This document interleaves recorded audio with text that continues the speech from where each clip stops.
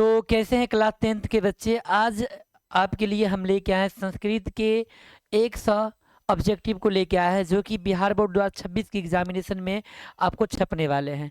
तो सभी बच्चे जो हमारे यूट्यूब चैनल पे पहली बार आए हैं, हमारे चैनल को सब्सक्राइब कर दीजिएगा और साथ में बेल आइकन का बटन दबा लीजिएगा, क्योंकि मैट्रिक की एग्ज़ाम तक हम आपके साथ में हैं और आपका रिजल्ट अच्छा आने वाला है।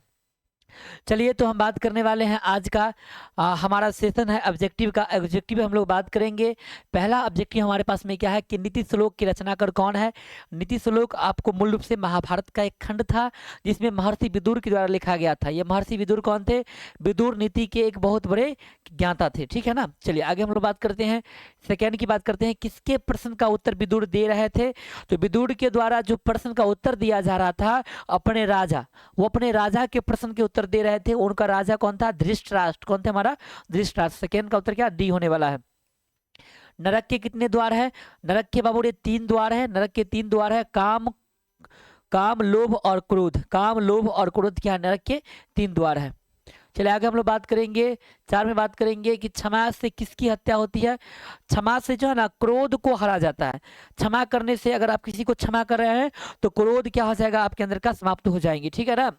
5 की बात करते हैं, किससे विद्या की रक्षा होती है। तो विद्या की रक्षा की बात करते हैं हम लोग। विद्या की रक्षा की बात करते हैं योगेन से, अभ्यास से। योगेन से यानी अभ्यास से, योग करने से जो है विद्या की रक्षा होती है। चलिए हम लोग क्वेश्चन बात करते हैं। 6 की बात करते हैं, रूप की रक्षा किससे होती है।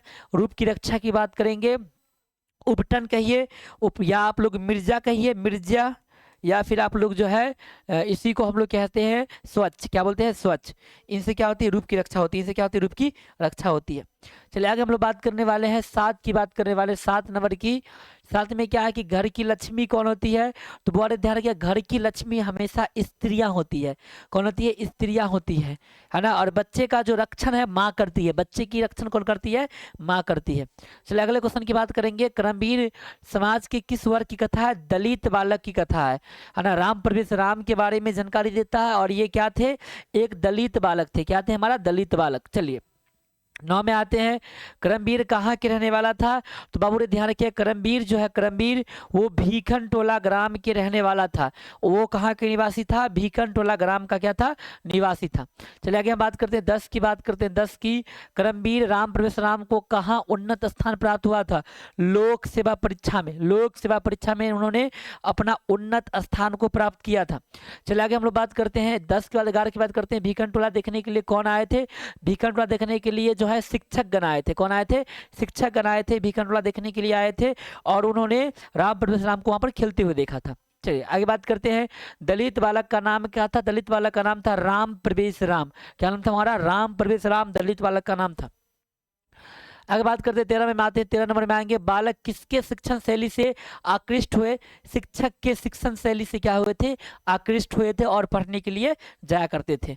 अगले प्रश्न की बात करते हैं। 14 की बात करते हैं, आर्य समाज का संस्थापक किस नगर में हुए थे? आर्य समाज का संस्थापना मुंबई में हुआ था।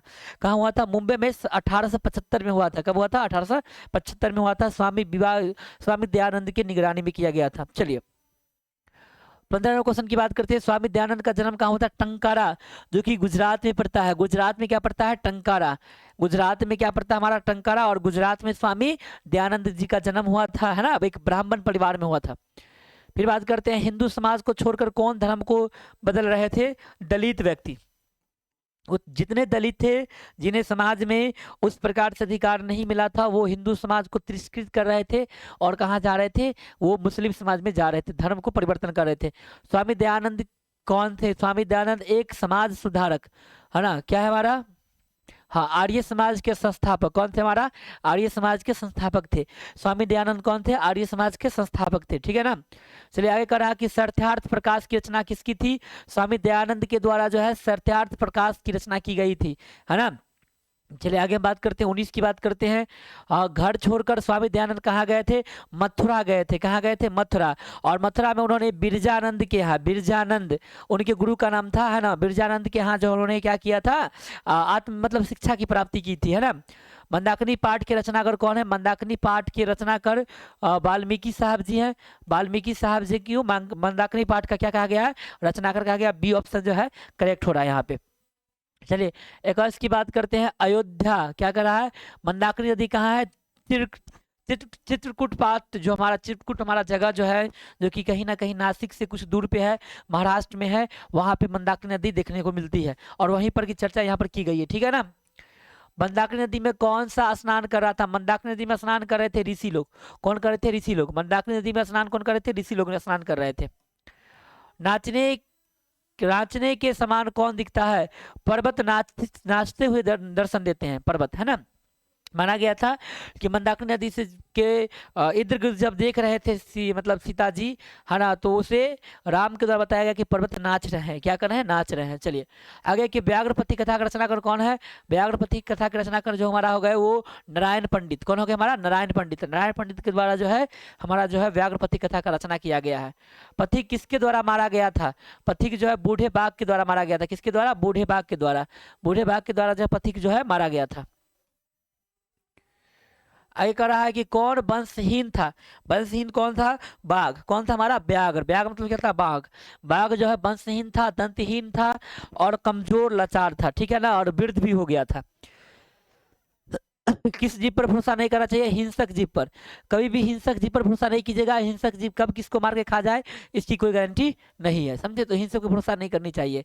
महतरमा भिक्षाम याचे, यानी महतरमा मुझे बड़ी भीख चाहिए, किसने कहा था? शक्र कहते, शक्र। शक्र मतलब इंद्र। कौन कहे थे? इंद्र कहे थे कि मुझे भिक्षा चाहिए, ठीक है, बहुत बड़ी भीख चाहिए। कर्ण किसका पुत्र था? कर्ण। कर्ण जो है कुंती का पुत्र था। किसका? कुंती का। शकुनी का नहीं, कुंती का पुत्र। कर्ण जो है कुंती का पुत्र माना गया था। कर्ण को क्या कहा गया था? कुंती का पुत्र है ना। जन्म से क्या कहते हैं, शादी से पूर्व का पुत्र था। किसका? कुंती का। कौन? कर्ण। फिर बात हम करते हैं कर्ण के कवच और कुंडल की क्या विशेषता थी? कर्ण के कवच और कुंडल की विशेषता था जिसे कोई भेद नहीं सकता है, मतलब कोई उसको भेद नहीं सकता था, इतना खतरनाक मतलब उसकी विशेषता थी, है ना। जब तक पहन के रहता अगर कर्ण तो उसे कोई मार नहीं सकता था। आगे हमारे पास में है देशों के बीच झगड़ा को शांत करने के लिए कौन सी संस्थान है? वो संयुक्त राष्ट्र संघ की स्थापना किया गया था, जो एक देश दूसरे देश के बीच में संयम और शांति को बनाए रखने के लिए सहयोग करता है। आगे बात करते हैं 32 की बात करते हैं। दुख का विषय क्या है? बाबू रे दुख की विषय की बात करते हैं ना, शांति नहीं अशांति है ना। अब देखिए कि आपके पड़ोसी भी आपसे अशांति करता होगा, गांव गांव में अशांति है, जाति जाति में अशांति है, धर्म धर्म में अशांति है और देश देश में अशांति है, इसलिए दुख का कारण क्या हमारा? अशांति है। फिर कह रहा है क्रिया के बिना क्या नहीं है? ज्ञान के बिना क्रिया नहीं। किसके बिना? ज्ञान के बिना। शांति कौन सी काल मानी जाती है? शांति का कौन सा काल माना जाता है? अगर शांति अगर हो जाए विश्व में तो वो सूर्योदय का काल माना, उसको सूर्योदय कहा जाता है। क्या कहा जाता है? सूर्योदय का काल, है ना। विश्व में शांति कब मिलेगी? सूर्योदय के काल ही मिलेगी, ठीक है, ऐसा माना जाता है। फिर कह रहा है कि अनेक राज्य में कौन सी परंपरा चल रही है? शीत युद्ध की। कौन सी युद्ध की? शीत युद्ध की, है ना। एक राज्य दूसरे राज्य से कौन सा युद्ध करता है? शीत युद्ध। मतलब बिना बिना मारपीट किए हुए जुबानी युद्ध जो होता है कई साल तक चलती रहती है। और ये भी यही यही जो हमारा है एक दिन विस्फोटक क्या धरता है? हमारा विस्फोट रूप धारण करता है और इंसान के बीच लड़ाई हो जाती है। अशांति के कितने कारण है? दो कारण है, द्वेष और असहिष्णुता। दो कारण अशांति का हो गया, द्वेष और असहिष्णुता, है ना। चलिए अगला हम लोग बात करते हैं। अगला है कि वर्ग में कौन प्रवेश करते हैं? वर्ग में हमेशा शिक्षक प्रवेश करते हैं और छात्र के द्वारा अभिवादन किया जाता है ना। गुड मॉर्निंग सर जी, है ना, सुप्रभात सर जी, ऐसे शब्द बोले जाते हैं। शास्त्रकारा पाठ किस शैली पर दिया गया? प्रश्न उत्तर शैली होगा इसमें। प्रश्न उत्तर शैली कौन सा शैली हमारा है? प्रश्न उत्तर शैली, है ना। प्रश्न उत्तर मतलब बच्चे के द्वारा प्रश्न किए जाते हैं और शिक्षक के द्वारा जवाब दिया जाता है, इसलिए इसे प्रश्न उत्तर शैली कहा गया है। आगे हम लोग बात करेंगे। आगे हमारा है कि निरुक्त की रचनाकार कौन है? यास्क जी जो थे ना, यास्क जी हमारा निरुक्त की रचनाकार थे। कौन थे? यास्क। महर्षि यास्क को जो है निरुक्त की रचनाकार कहा गया है, महर्षि यास्क को। आगे हम लोग बात करेंगे छंद की रचनाकार पिंगल साहब थे। कौन थे? पिंगल। छंद की रचनाकार कौन थे? हमारा पिंगल। पिंगल को जो है छंद के रचनाकार कहा गया है। पिंगल को क्या कहा गया? छंद के रचनाकार कहा गया है। ज्योतिष की रचनाकार कौन है? लगधर साहब को ज्योतिष शास्त्र की रचनाकार कहा गया। लगधर साहब, लगधर साहब को जो है ज्योतिष शास्त्र की रचनाकार कहा गया, लगधर साहब को, ठीक है ना।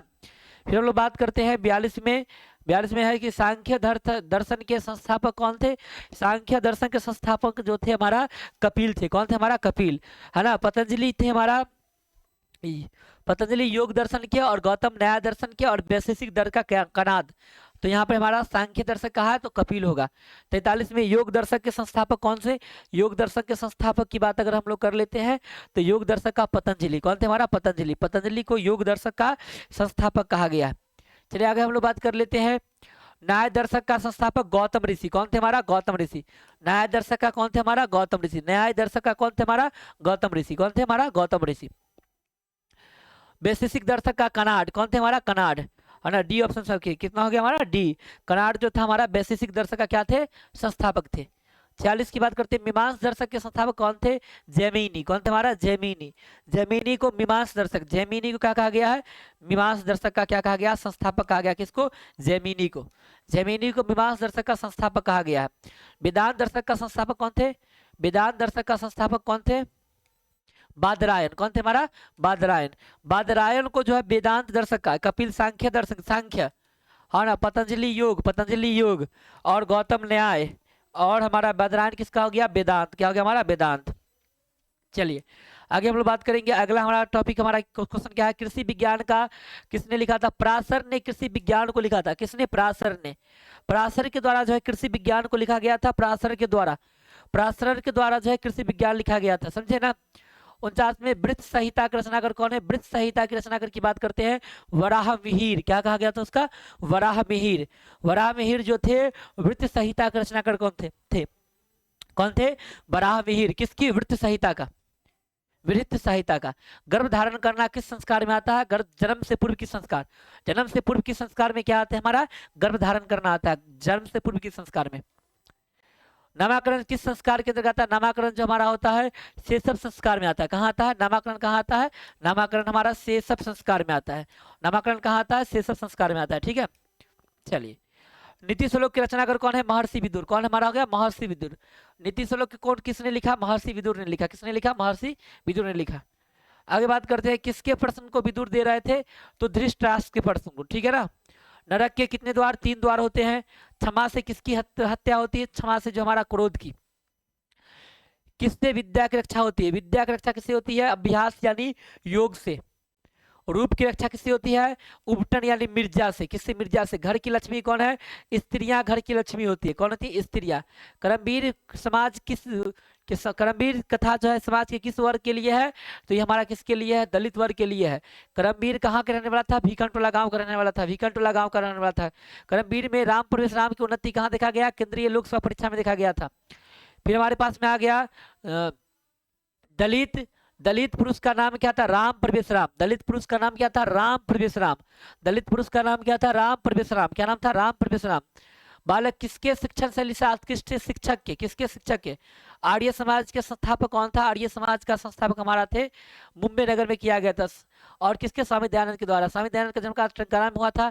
हिंदू समाज को छोड़कर धर्म को कौन परिवर्तन कर लिए थे? दलित लोग। कौन किए थे? दलित लोग। स्वामी दयानंद कौन थे? आर्य समाज के संस्थापक। कौन थे? सत्य प्रकाश की रचना किसने किया था? स्वामी दयानंद ने। किसने किया था? स्वामी दयानंद ने। घर छोड़कर स्वामी दयानंद कहाँ चले गए थे? घर छोड़कर स्वामी दयानंद जो है मथुरा चले गए थे। मंदाकिनी नदी का जो है, मंदाकिनी नदी का जो है लेखक कौन हो गया मंदाकिनी नदी का? तो मंदाकिनी नदी का लेखक जो हमारा हो गया महर्षि वाल्मीकि। मंदाकिनी कहाँ है? चित्रकूट में है। कहाँ है? चित्रकूट में है। मंदाकिनी नदी में कौन स्नान कर रहा था? वहां पे ऋषि लोग कर रहे थे। नाचते हुए कौन दिख रहे थे? पर्वत। कौन दिख रहे थे? पर्वत। फिर हमारा है अगला, हमारा है कि व्याघ्रपति कथा के रचनाकार कौन थे? नारायण पंडित। कौन थे हमारा? नारायण पंडित। पति किसके द्वारा मारा गया था? पति मारा गया था किसके? बूढ़े बाघ के द्वारा। किसके द्वारा? कौन वंशहीन था? तो आपका बाघ था। कौन था? बाघ। किस जीव पर भरोसा नहीं करना चाहिए? हिंसक पर। मांसधर्मा भिक्षान याचो शक्र ने कहा था। किसने कहा था? शक्र ने कहा था। कर्ण से दानवीरता पाठ कहाँ से लिया गया है?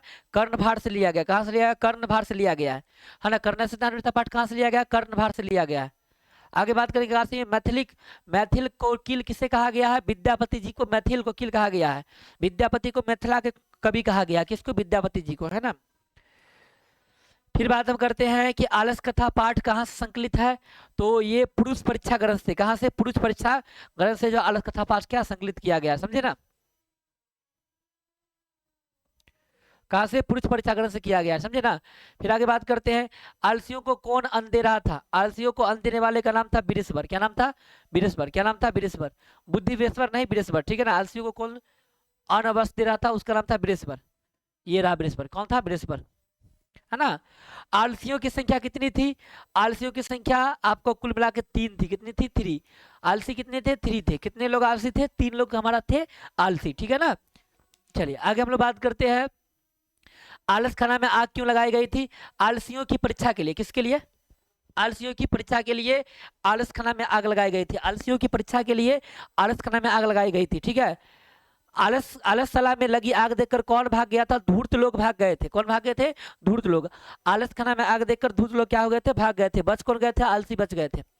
86 में है, क्षमाराव किस काल के कवि थे? क्षमाराव आधुनिक काल के। किस काल के? आधुनिक काल के। क्षमाराव को आधुनिक काल के कवि कहा गया है। संस्कृत के बहुत बड़ी विदुषी थे क्षमाराव, जो कि आधुनिक काल की कवि थी, ठीक है ना, आधुनिक काल की।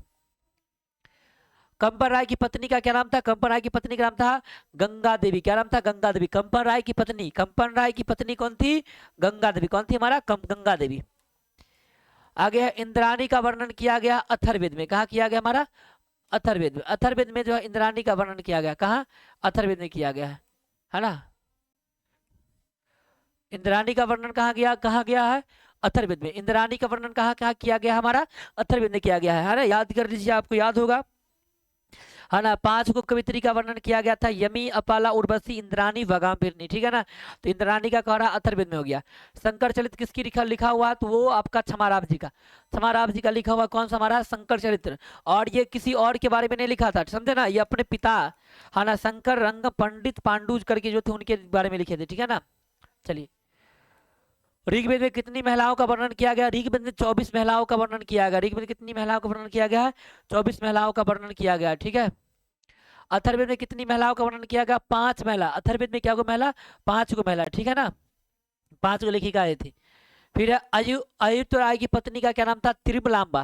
क्या नाम था इसका? तिरुमलांबा। कौन था? तिरुमलांबा, जिसने वरदामिका परिये नामक जो है चंपू काव्य की रचना की थी। चंपू काव्य की रचना किसने किया था? उसने तिरुलांबा ने किया था। किसने किया था? तिरुलांबा ने किया था। याज्ञवल्क्य कल की पत्नी का क्या नाम था? नहीं, याज्ञवल्क्य ने अपनी पत्नी की शिक्षा दी थी आत्म तत्व की। किसकी? आत्म तत्व की शिक्षा किसने दिया था? याज्ञवल्क्य ने दी थी अपनी पत्नी को, ठीक है ना। चलिए आगे हम लोग बात करते हैं, जनक की सभा में शास्त्र कुशली कौन विदुषी बैठी हुई है? जनक की सभा में जो है होता हमारा गार्गी वाच कनबी जो है बैठी हुई है। जनक की सभा कौन बैठी हुई है? गार्गी वाच कनबी।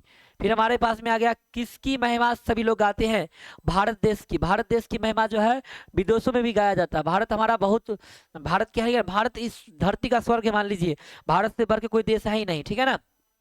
चलिए आगे बात करते हैं, 54 की बात करते हैं। कौन गीत गा रहा है?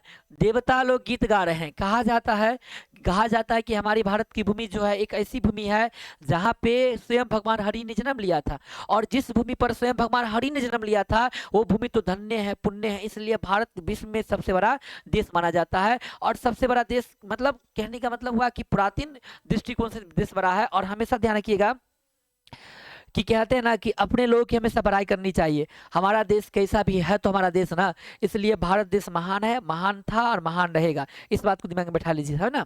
चलिए आगे हम लोग बात करेंगे भारत महिमा पाठ में प्रथम श्लोक कहाँ से लिया गया था? विष्णु पुराण से। प्रथम कहाँ से लिया गया था? विष्णु पुराण से, ठीक है ना। प्रथम श्लोक कहाँ से लिए गए थे? विष्णु पुराण से लिए गए थे। भारतीय संस्कार कितने? 16 प्रकार के संस्कार होते। कितना? 16 प्रकार के संस्कार। भारत में कितने प्रकार के 16 संस्कार है? 16 प्रकार के संस्कार है। पढ़ाई वेद की पढ़ाई किस संस्कार में होता है? ये होता है शिक्षा संस्कार में। वेद कहाँ पढ़ते हैं हम लोग? क्या कहते हैं? शिक्षा संस्कार में वेद को हम लोग पढ़ते हैं, ठीक है। आगे हमारे पास में अंत्येष्टि संस्कार कब होता है? मरणोपरांत, मरने के बाद जो हमारा अंत्येष्टि संस्कार देखी जाती है। मरने के बाद क्या देखी जाती है? अंत्येष्टि संस्कार देखी जाती है। अक्षर आरंभ किस संस्कार में आता है? अक्षर आरंभ शिक्षा में आता है। कहाँ आता है? शिक्षा में, ठीक है ना। अक्षर आरंभ हम लोग कहाँ से करते हैं? शिक्षा संस्कार में करते हैं, ठीक है ना।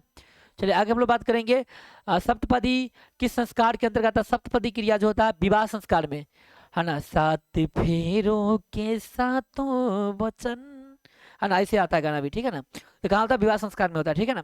करा सिंदूर दान किस संस्कार में आता है? ये भी कहाँ था? विवाह में होता है, ठीक है ना। सिंदूर दान कहाँ होता है? विवाह में होता है ना। चलिए आगे हम लोग बात करते हैं, 101 कुल मिला के एक से एक ऑब्जेक्टिव हमारे पास में दिए गए थे। इसके अलावा भी आप लोग किताब से व्याकरण के ऑब्जेक्टिव को देख लीजिएगा, आपका रिजल्ट अच्छा होगा। आप कल जाके जो है बढ़िया से तोड़ फोड़ दीजिएगा एग्जाम के, मतलब कहने में बैन टेक्स को नहीं तोड़ना है, ठीक है ना, हमको तोड़ना है, केवल क्वेश्चन को तोड़ना है। तो आज के लिए बस इतना ही है ना। और हमारा आशा रहेगा, हमारा पूर्ण विश्वास रहेगा, हमारा पूरा संकल्प रहेगा, हमारा जो है आशीर्वाद आप लोग के साथ में रहेगा कि आपका रिजल्ट बहुत बेहतर आने वाला है और आप जो है कल के एग्जाम में बहुत बेहतर लिख कर आने वाले हैं। चलिए धन्यवाद, मिलते हैं अगले वीडियो के लिए। आज के लिए बस इतना ही।